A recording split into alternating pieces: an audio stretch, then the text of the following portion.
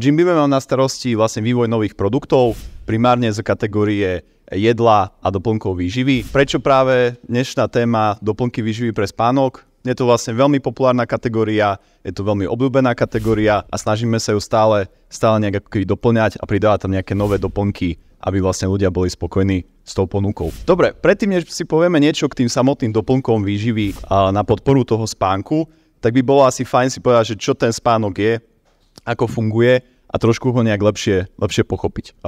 Veľmi dôležitá vec pri spánku je tzv. Cirkadiálny rytmus. Tento rytmus si môžeme predstaviť ako také nejaké biologické hodiny. To znamená, že sú to hodiny, ktoré riadia aktivitu nášho organizmu, riadia mozgovú činnosť, trávenie, ale napríklad hlavne ten spánok. Čo ovplyvňuje ten cirkadiálny rytmus je hlavne svetlo. Svetlo a tma. Takým ako keby hlavným centrom toho rytmu alebo toho riadenia je hypotalamus, to je časť nášho mozgu, v ktorej sa nachádza centrum nervových buniek, ktoré dokážu vnímať svetlo, ktoré nám prúdi do mozgu cez oči. A v podstate na základe toho, ako sme vystavení svetlu počas dňa a tme počas noci, tak sa ten organizmus prispôsobuje a tvorí si ako keby ten rytmus. A tento rytmus v podstate je nejakým spôsobom naučený, ale môžeme ho potom zmeniť. Hej. Co sa napríklad častokrát stáva, ak zažijete jetlag, to znamená, že prídete do nejakej krajiny, kde je značne nejaký časový posun, inak tam svieti slnko a máte problém ako keby zaspať, pretože ten váš organizmus si pamätá, že už prešiel nejaký čas, dáva už ako keby tie signály, že už začínate byť unavení, on už očakáva to, že pôjdete spať, ale vlastne tam je úplne iný čas, svieti tam svetlo a vy máte problém vlastne zaspať. Ak v tej krajine ale budete dostatočne dlho, tak si vlastne ten rytmus prehodíte a opäť sa prispôsobíte na to časové pásmo a na to svetlo, ktoré sa nachádza vlastne v tej krajine, kde ste. Potom, ako v podstate sme vystavení tomu svetlu počas dňa, alebo respektíve tme, tak ten cirkadiálny rytmus riadi to, že nastanú nejaké procesy v našom tele. Ten hlavný proces v našom mozgu je to, že sa začne uvoľňovať neurotransmiter GABA. GABA je gamma-aminomaslová kyselina. To, že je to neurotransmiter, znamená, že ovplyvňuje vlastne nejaké fungovanie našich neurónov a prenášanie nervových vzruchov v mozgu. A konkrétne tá GABA, keď sa začne viazať na receptory v mozgu, tak začne ukludňovať ako keby myseľ a tú mozgovú aktivitu. O tej samotnej GABE si povieme ešte trošku neskôr pri nej ako pri doplnku, ale je to jeden z takých prvých krokov, ktoré v podstate začnú ten mozog ukludňovať a tú aktivitu našho mozgu. Ďalším hormónom, ktorý sa začne vylučovať, je melatonín. Melatonín sa začne vylučovať z epifýzy, a je to vlastne hormón, ktorý ďalej uvoľňuje celý ten organizmus. To znamená, že ten organizmus začne byť uvoľnený, svaly sa začnú uvoľňovať. Melatonín ďalej vplýva na vylučovanie rastového hormónu, ktorý je dôležitý pre regeneráciu našho organizmu. A ďalším takým hormonálnym vplyvom je napríklad to, že začne klesať kortizol. Kortizol môžete poznať ako stresový hormón. To znamená, že cez deň ho máme ako keby vyšší a kvôli tomu sme bdeli. A keď sa začne vlastne celý ten spánkový cyklus uskutočňovať, tak ten kortizol začne klesať a my začneme byť v podstate kľudnejší. Toto spustí nejakú kaskádu ďalších procesov v organizme, ako je napríklad pokles teploty, pokles tepu, dýchania, to znamená, že sa začneme ukľudňovať, takisto aj svalstvo, začnú sa uvoľňovať svaly, začne byť celý zrelaxovaný. Ako vieme pozorovať niektoré fázy spánku, alebo ako vôbec pozorujeme ten spánok, čo sa týka nejakej vedy spánku, tak pozorujeme ich pomocou vln v našom mozgu.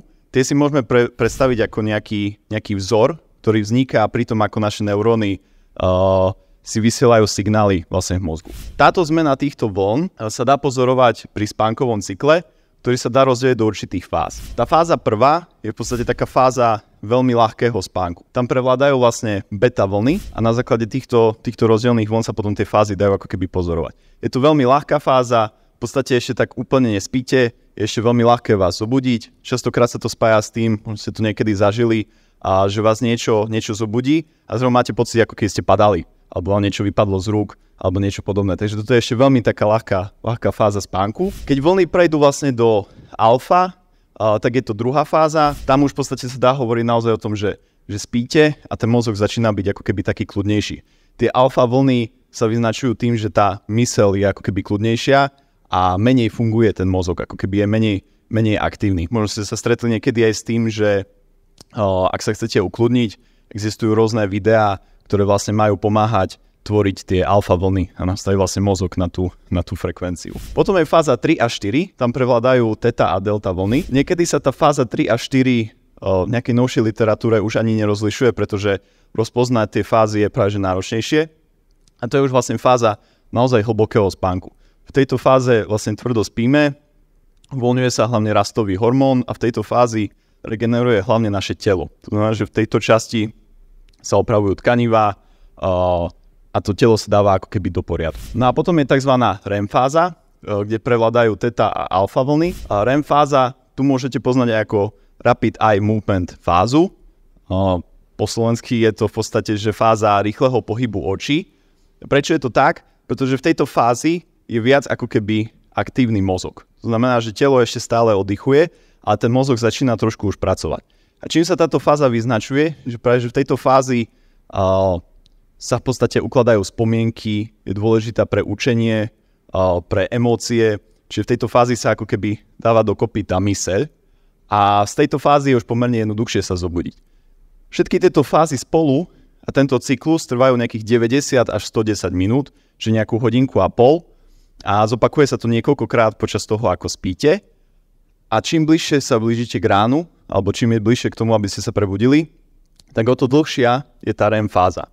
Čím viac je ako keby ráno, tá fáza vlastne prevláda a jednoduchšie vás prebudiť z tej REM fázy. A keď vlastne už vieme, čo ten spánok je a na čo je ako keby dobrý a tak trošku ako funguje, tak si môžeme niečo povedať bližšie k doplnkom výživy, ktoré s tým spánkom pomáhajú. Vieme ich vlastne roztriediť podľa štruktúry alebo podľa toho, z čoho sa ako keby skladajú. Jedná sa o aminokyseliny, to sú v podstate látky, ktoré sú veľmi blízke našemu telu. Jedná sa o rôzne rastlinné doplnky, to znamená, že extrakty z rastlín. Jedná sa o vitamíny a minerály, čo sú veľmi dôležité látky pre množstvo biologických procesov v našom tele. A potom taká trošku ako keby kategória sama o sebe je ten melatonín, ktorý bol spomínaný ako nejaký hormón spánku. Tak tou prvou kategóriou, ako som spomínal, sú aminokyseliny. Podstatná aminokyselina vlastne pri tých procesoch spánku je GABA. Ako som spomínal, je to neurotransmiter, to znamená, že sa viaže na neuróny, spôsobí ich hyperpolarizáciu, to znamená, že sa tie neuróny menej medzi sebou komunikujú, to znamená, že sa tá myseľ ako keby ukludní. GABA je tým pádom veľmi populárnym doplnkom výživy pre spánok. Trošku takou nevýhodou GABY ako doplnku výživy je to, že má problém prekonať tzv. Blood-brain barrier, inak povedané hematoencefalickú bariéru. To znamená, že keď ju príjmete ako doplnok výživy, pomerne malé množstvo sa dostane z krvi do mozgu. Čiže je lepšie, keď si tú GABu tvoríte ako keby sami. Ten doplnok výživy má trošku nejaké limity toho, ako dokáže fungovať. Ďalšou aminokyselinou je teanín. Ten sa napríklad nachádza v čaji. Je to také paradoxné, že čaj je bohatý na kofeín a zároveň aj na teanín. Ale teanín je vlastne aminokyselina, ktorá podporuje rôzne enzymatické procesy v mozgu a podporuje fungovanie tej GABy. To znamená, že tá GABa funguje lepšie, ak ten teanín v podstate príjmame. A teanín je veľmi dôležitý napríklad pre správne fungovanie tej REM fázy. To znamená, že on podporuje ako keby to fungovanie mozgu počas nášho spánku. Preto sa častokrát teanín používa aj v doplnkoch výživy, ktoré pomáhajú napríklad na učenie. Že je to ako keby prospešná látka. A ďalšou aminokyselinou je tryptofán. Prečo je tryptofán dobrý ako doplnok výživy na spánok, alebo prečo sa zvykne používať? No je to pretože tryptofán je v podstate látka, z ktorej sa v našom tele tvorí serotonín. Serotonín možno poznáte, zvykne byť používaný ako hormón šťastia. Je to takisto neurotransmiter a v podstate serotonín je zodpovedný za to, že máme ako keby dobrú náladu, sme spokojní a serotonín je takisto dôležitý preto, aby sme vlastne v kľude zaspali. Pre ten spánok je dôležitý serotonín, napríklad aj dopamín. Proste ten organizmus musí byť naozaj spokojný, uvoľnený, aby sme sa dobre v podstate vyspali. No a ďalšou aminokyselinou je glicín. Glicín je takisto neurotransmiterom a funguje v tom mozgu prakticky veľmi podobne ako GABA. Čo je zaujímavé pri glicíne je to, že je to aminokyselina, ktorá je najviac zastúpená v kolagéne.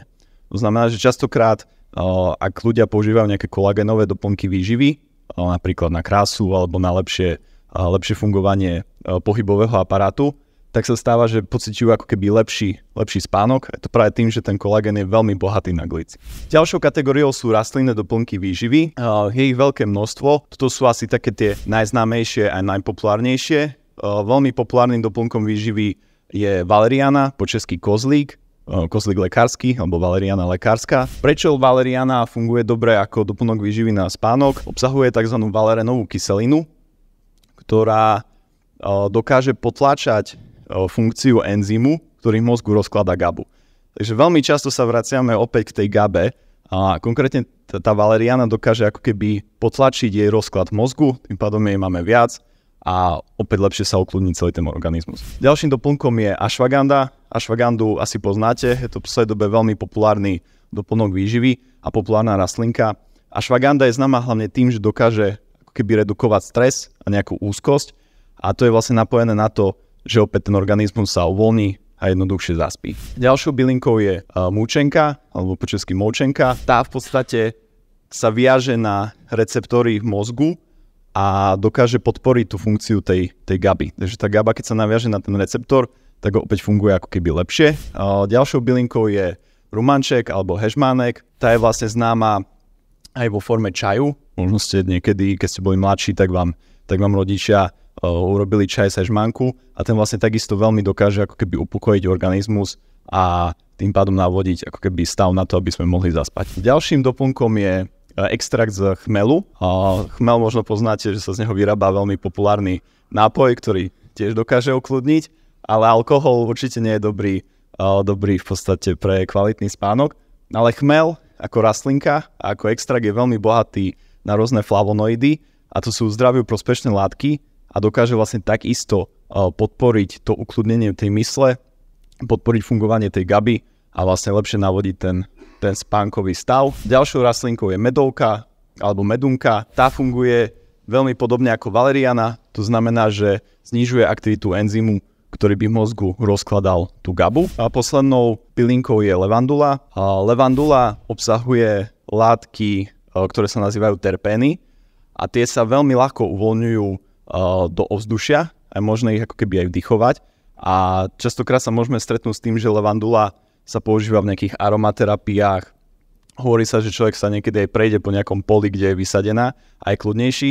A je to tým, že tie terpény dokážu znížiť tep a tlak a vlastne ukludňujú ten organizmus. Takže levandula naozaj v akejkoľvek podobe alebo aj v podobe nejakej aromaterapie dokáže vlastne ukludňovať ten organizmus. Ďalšou skupinkou sú minerály a vitamíny. Minerály a vitamíny sú podstatné pre náš organizmus z rôzneho množstva dôvodov, ale také najpodstatnejšie, keď chceme vyladiť vlastne spánok, je napríklad minerál horčík. Prečo horčík? Horčík je kofaktor v množstve reakcií v našom tele a bez dobrej hladiny horčíka sa v podstate nedokáže ani tvoriť melatonín. To znamená, že pri procese tvorby melatonínu je dôležité mať aj horčík.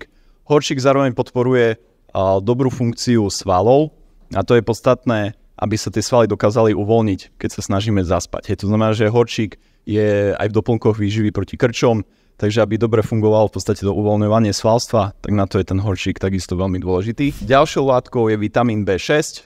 Celkovo vitamíny zo skupiny B sú dôležité pre nervový systém nášho organizmu, ale keď sa bavíme o spánku, tak asi taký najpodstatnejší je ten vitamín B6, pretože sa opäť podieľa na množstve procesov, napríklad aj pri tvorbe serotonínu, čo je opäť ten hormón šťastia. Čiže množstvo tých hormónov a neurotransmiterov, ktoré sa tvoria a sú nutné pre dobré spanie, tak v ich procesoch sa vyskytuje vitamín B6. No a nakoniec je to vitamín D3, ktorý znižuje ako keby zápalové procesy v tele. Keď máme v tele množstvo zápalových procesov, tak to telo v podstate vyrušuje, berie mu to ako keby energiu a je horšie ako keby zaspať. No a zároveň vitamín D3 pôsobí aj v prevencii proti tomu, aby vznikali nejaké poruchy spánku a rôznych ochorení. Takže je to opäť veľmi dobrý vitamín na celkové vyladenie organizmu. No a poslednou skupinou, alebo teda posledným doplnkom a skupinou samo o sebe je melatonín. Čo je výhodou melatonínu, alebo v čom je ako keby dobrý, že napriek tomu, že to je synteticky vyrobený doplnok výživy alebo synteticky vyrobená látka, on sa v organizme správa takmer rovnako ako ten prirodzený melatonín, ktorý si tvoríme. Takže ho vieme ako keby doplňať takto doplnkom výživy. No a teda tým, že je to jeden z najpodstatnejších hormónov pre spanie, tak je logické, že nám pomáha ako keby lepšie, kvalitnejšie zaspať. Čo je zaujímavé o melatoníne, že v podstate aj legislatívne je odporúčaný na boj s jetlagom. To znamená, že ak cestujete niekde do zahraničia, kde je vysoký ten časový posun, alebo naopak, ak sa vrátite, tak naozaj melatonín má potvrdené to, že dokáže pomôcť vášmu telu sa vyrovnať s tým jetlagom. Čo je trošku problematické konkrétne v Čechách, je, že veľmi dlhé roky bol melatonín považovaný za liečivo a zmenilo sa to minulý rok, kedy vlastne štátny ústav pre kontrolu liečiv povedal to, aby doplnky výživy, ktoré obsahujú do 0,5 mg melatonínu, neboli považované za liečivo a za doplnok výživy. Samozrejme, na trhu sa stretnete s doplnkami výživy, ktoré obsahujú 1 mg alebo až 5 mg. Je to v poriadku, čo sa týka ako keď toho dávkovania, ale čo sa týka legislatívy, tak je to veľa. Hej, napríklad u nás na Slovensku je to ten 1 mg. Ale takisto sa nájdú doplnky výživy, ktoré ho majú 5. Preto my napríklad v Čechách neponúkame takýto silný melatonín, ale spravili sme doplnok výživy špecificky pre český trh, ktorý práve spĺňa tú hladinu toho 0,5 mg melatonínu. Na záver by som ešte spomenul to, že doplnky výživy sú super a dokážu ako keby pomáhať s tým spánkom, ale spánok je komplikovaný proces a strašne veľa vecí v našom živote ho ovplyvňuje. Jedným z tých najpodstatnejších je práve ten cirkadiálny rytmus, ale spomenul by som vlastne ako keby nejakú pravidelnosť. To znamená, že to najlepšie, čo môžete pre spánok urobiť, je mať nejakú pravidelnosť. To znamená, že chodiť, spávať približne v ten istý čas, mať vôbec nejaký režim dňa, to znamená, že nejaké fitko, nejaký gym, nejakú športovú aktivitu. Snažiť sa mať čo najpravidelnejší ten režim a ono sa vám to vráti vlastne v tom, že ten organizmus bude fungovať lepšie a bude dobre vyladený. Ďalším faktorom je stres. Ako som spomínal, keď sa človek blíži vlastne do spánku, tak ten stresový hormón kortizol klesá. Ak ho máme ale počas dňa strašne veľa a sme vystavení veľkému množstvu stresu, tak je opäť problém, aby sa ten organizmus dobre ukludnil a zaspal. Svetlo, ako bolo spomenuté, celý ten proces je riadený hlavne svetlom. Častokrát sa môžete stretnúť práve s pojmom modré svetlo, ktoré negatívne vplýva vlastne na ten proces zaspávania. Dnes je už možné si zakúpiť nejaké okuliare na filtráciu toho modrého svetla, ale je takisto aj veľa filtrov do desktopu alebo do mobilu, môžete si stiahnuť nejaké apky a naozaj vám to aspoň trošku nejak zamedzí to modré svetlo. A ideálne je naozaj, keď sa už blížite k tomu spánku, tak nepracovať možno nejak na počítači, nepozerať do mobilu a naozaj ako keby dať tým očiam trošku kľudu pred tým samotným spánkom. Ďalším faktorom je kofeín. Samozrejme, kofeín sa v podstate v mozgu viaže na receptory, ktoré by normálne spôsobovali to, že začneme byť unavení a tým, že je tam naviazaný a blokuje ten proces, tak vlastne nevieme zaspať a aj napriek tomu, že zaspíme, tak potom ten proces toho spánku a celkovo tá regenerácia organizmu nie je taká dobrá, ak máme vlastne vysokú hladinu kofeínu. No a ďalším vlastne dobrým pomocníkom je aj fyzická aktivita, čiže nejak aj prirodzene to telo unaviť, aby potom jednoduchšie zaspalo. No a na záver také shrnutie, tak ako som spomínal, ten pravidelný režim, ten cirkadiálny rytmus, to je to najzákladnejšie v podstate pre ten spánkový režim. Je fajn si pomôcť nejakými suplementami, naozaj môžete siahnuť po niečom, čo je z prírody, niečo extrahované z rastlín, po nejakých vitamínoch a mineráloch, ktoré tak či tak by ste mohli zaradiť do svojho režimu, alebo siahnuť či už po aminokyselinách, alebo priamo po melatoníne. No a je fajn udržiať vlastne dobrý životný štýl, dobrú životosprávu, hýbať sa a mať nejaký pravidelný režim.